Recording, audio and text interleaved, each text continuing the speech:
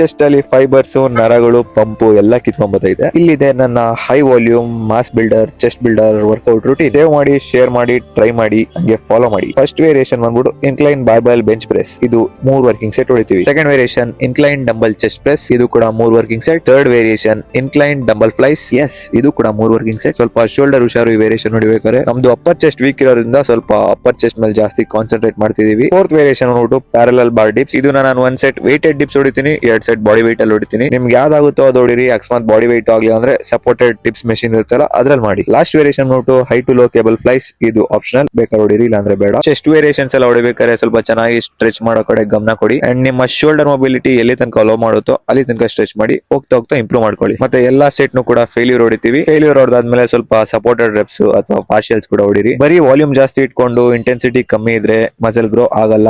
Intensity matters. So intense ಆಗಿ chest workout ಮಾಡಿ. Thank you for watching.